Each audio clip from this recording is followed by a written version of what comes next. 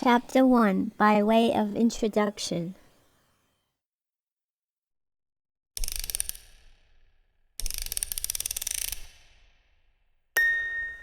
Welcome to Mr. McWurkle's workshop.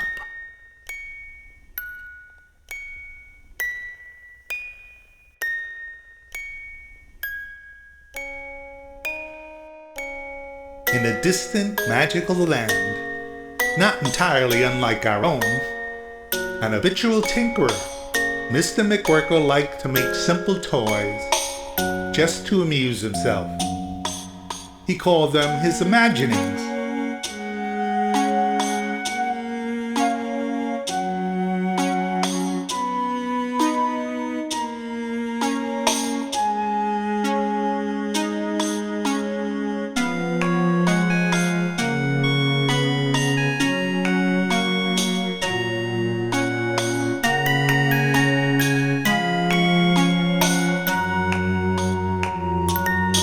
But he had dreams of sharing his creations and joy across the land with every girl and boy.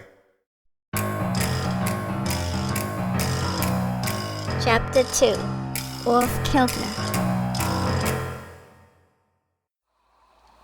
In another corner of the town, perhaps not so magical, existed Dr. Revo, who owned the land's largest factory, as twisted a curmudgeon as anyone could imagine. Dr. Revo did believe in fun, but only that which he patented. He created gadgets and games that could be played only in his prescribed manner, with expansion packs and required subscriptions and activation codes with online version verification to keep the kids spending money to play, and to stifle any dangerous free thinkers or colorists who might want to draw outside the lines.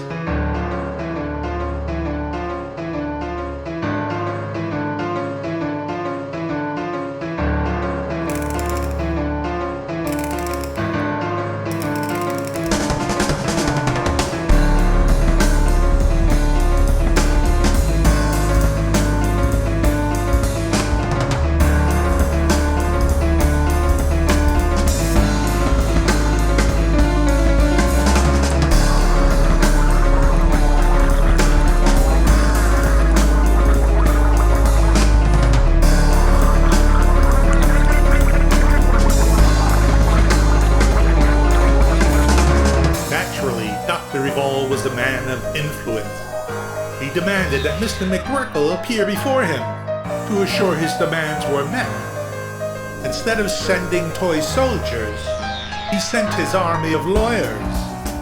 Instead of sending a carload of clowns, he sent a council of lawmakers. Mr. McWurkle was befuddled and confused, but appeared hoping to share his own idea of fun, using imagination to power his toys instead of batteries.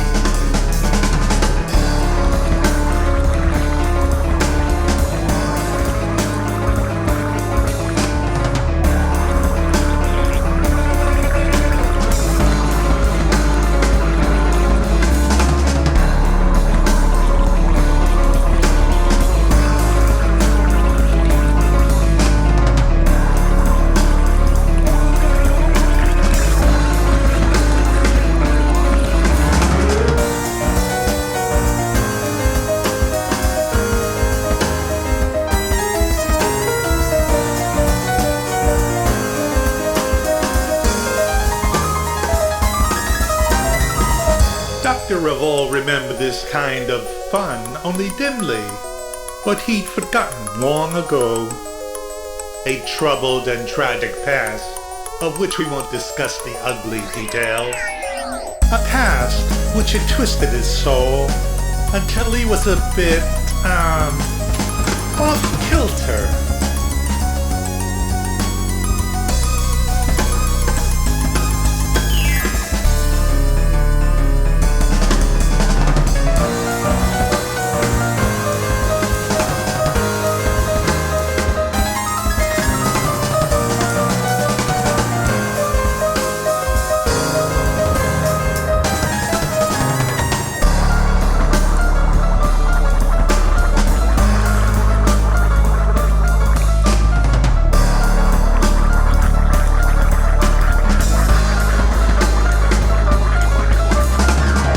They argued about what the nature of toys should be. Simple conduits for imagination, or digital doodads and monthly fees. But Mr. McWurkle could not convince Dr. Revolt to pay him any heed.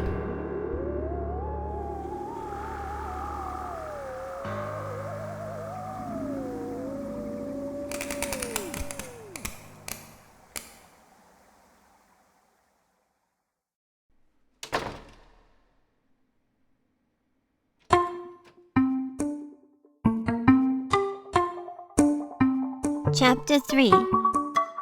Rainy Day.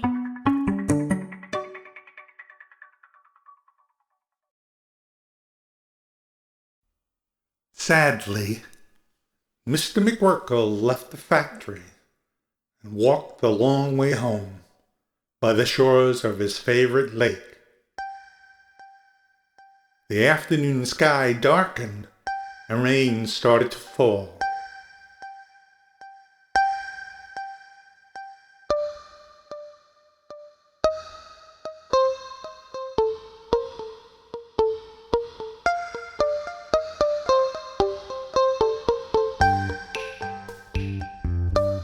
He watched the ripples from the rain on the lake.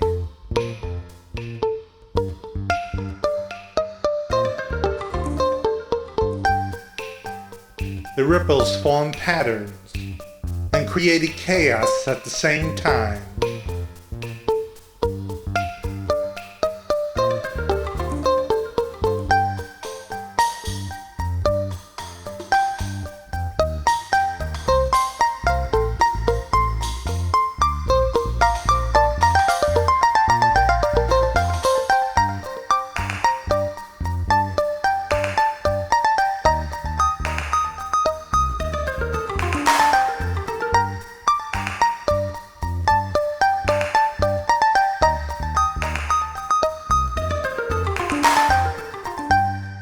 As he let his mind wander, watching the rain, the seeds of an idea began to sprout deep in Mr. McWurkle's mind.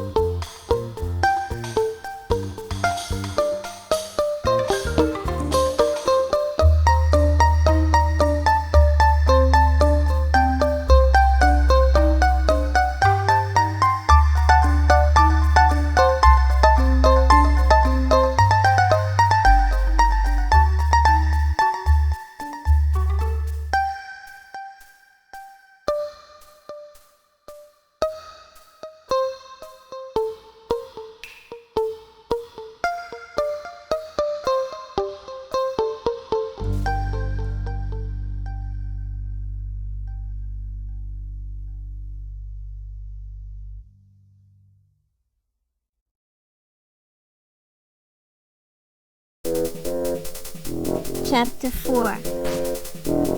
Why that sneaky snake.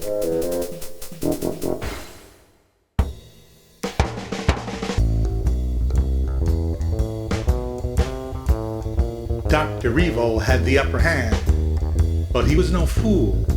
In fact, he had never experienced the pure joy of being foolish. While the toy maker tarried on his way home, the good doctor was already skulking around inside the toy shop to see if there were any ideas he could steal and exploit.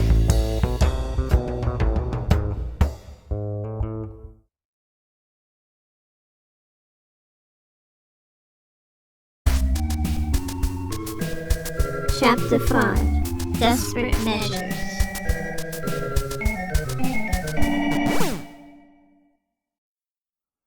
Back in his lab, Dr. Revolt worked, desperate to capitalize on Mr. McWurkle's ideas. He calculated the coefficient of fun and performed algebra on whimsy in order to make them more profitable. But he just didn't get it. His creations came out twisted, just like his mind. Feverishly he worked in desperation to crush the little toy maker.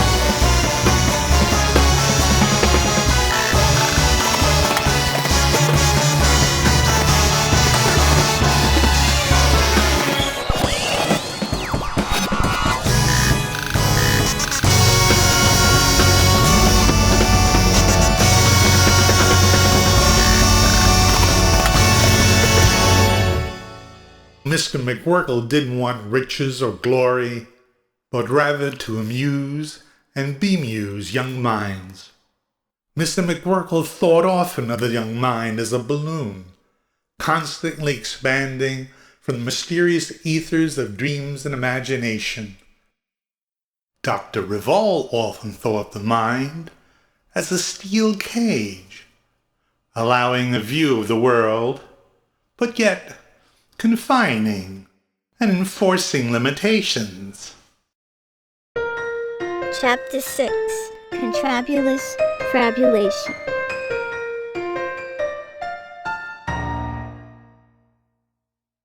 A short while later, Dr. Revolt arrived at Mr. McWurkle's workshop. He came again with his army of lawyers. He came again with his council of lawmakers, just in case a few restrictive laws needed to be enacted. He burst open the doors of Mr. McWurkle's shop, a fistful of patents in each hand. But the shop appeared to be empty.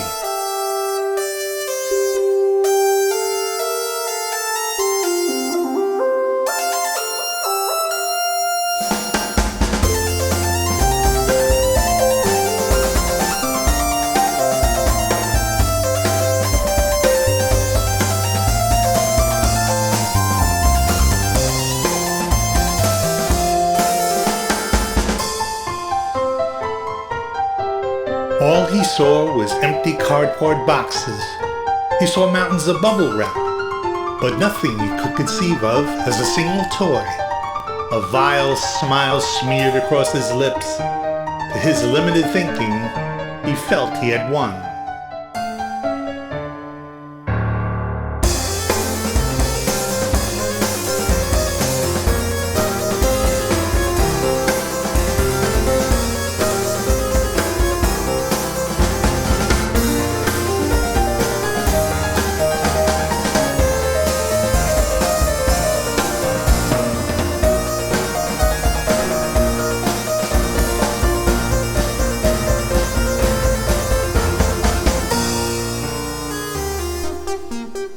Meanwhile, in other parts of the town, Mr. McWurkle was freely giving the children colorful cardboard boxes and rolls of bubble wrap.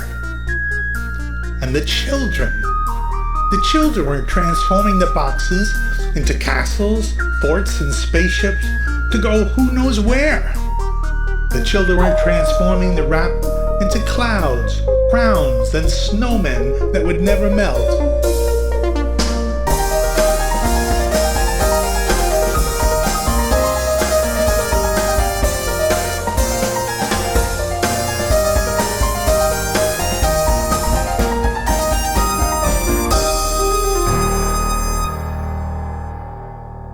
Upgrades are freely supplied by imagination, available to all of us, if only we choose to use it. Imagine that. Imagine that.